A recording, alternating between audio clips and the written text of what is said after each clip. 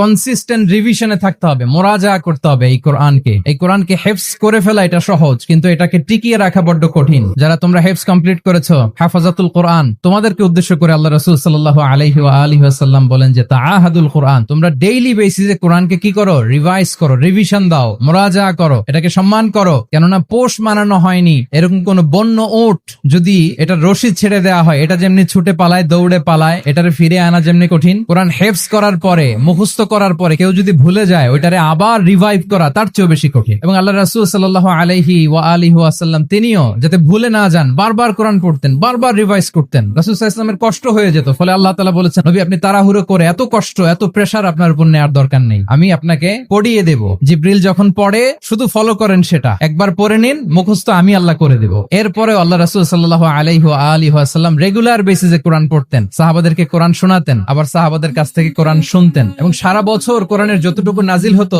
রমাদান আল মুবারাকে জিবরিল আলাইহিস সালামের সাথে রিভিশন করতেন। যে বছর তিনি ইন্তেকাল করবেন, ওই বছর 2 বার তিনি গোটা কোরআনকে জিবরিল আলাইহিস সালামের সামনে পেশ করেছেন, শুনিয়েছেন। তাহলে এটাই হচ্ছে সুন্নাহ। তিনি তো পৃথিবীর প্রথম হাফেজ নাকি? উনি রেখেছেন কিভাবে কোরআনকে, প্রিজার্ভ করেছেন কিভাবে? রিভিশনের মাধ্যমে। You have to revise a lot, you have to recite a lot. এটা আমাদের মনে থাকবে তো নাকি? শিক্ষার্থী বন্ধুরা আওয়াজ করো, মেক এ নয়েজ, মনে থাকবে ইনশাআল্লাহ বিইذنিল্লাহ।